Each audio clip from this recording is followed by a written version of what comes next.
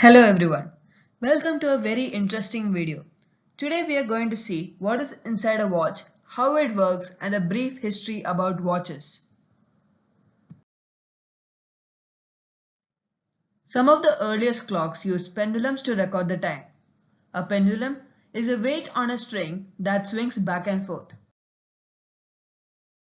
In 1583, the Italian physicist Galileo Galilei discovered that pendulum of a particular length always takes the same time to swing back and forth, no matter how heavy it is or how high is the amplitude. You can make a pendulum clock by tying a weight to a piece of string. If the string is about 25 cm long, the pendulum will swing back and forth roughly 1 each second. The trouble with a clock like this is that pendulum won't have any continuous uniform motion. Air resistance and friction will soon use up its kinetic energy. You have to keep giving it energy at regular intervals of time.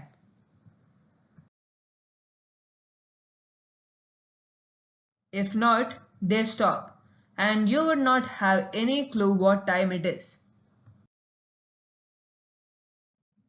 Another difficulty with pendulum clocks is that they depend on the force of gravity, which varies very slightly from place to place, which is usually taken as 9.8 Newton meter. That means a pendulum clock tells time slightly different from place to place. Now let's see how quartz watches works. Quartz is a hard crystalline mineral composed of silicon and oxygen atoms. Quartz crystals maintain precise frequency standard, which helps to regulate the movement of a watch or clock, thus making timepieces very accurate. Tiny crystal of quartz present in the watch, instead of swinging, it vibrates. It is worth about $900 per kilogram. It is used in radios and often known as one of the healing stones. They are battery powered, and because they use so little electricity, the battery can often last several years before you need to replace it. They still have gears inside them to count seconds, minutes and hours. Gravitational force does not affect quartz clock, therefore making it more accurate than pendulum clocks. Quartz has a unique property that it's piezoelectric. The ability to convert voltage to and from mechanical stress is called piezoelectricity. That means if you vibrate a quartz crystal, it generates a tiny electric voltage. The opposite is also true. If you apply a voltage to a piece of quartz, it vibrates at an accurate frequency. As all watches, quartz watch has the crown on the side which is used to set the time, the strap and the hour, minute and second hand. It has the crystal which has the markings of time and there are two frames above the circuit. And this is what it looks like inside of the quartz watch. Don't even think of taking yours apart if you want your watch to show accurate time again.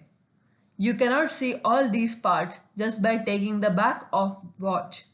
These parts are very delicate. As you can see, it has the electric stepping motor, a battery, gears, microchip and a quartz crystal oscillator.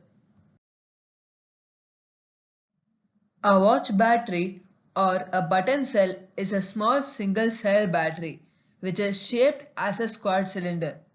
This is used in a watch. A battery provides current to the microchip circuit. The microchip circuit makes quartz crystal precisely cut and shaped like a tuning fork vibrate 32,768 times per second. Microchip circuit detects the crystal's oscillations and turns them into regular electric pulses 1 per second.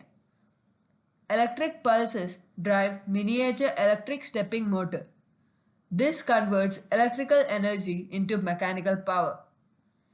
In effect, the quartz crystal oscillator is just another component wired into the microchip circuit just like a resistor or a capacitor. Electric stepping motor turns the gears. Gears sweep hands around the clock face to keep time. Thank you and have a wonderful day ahead.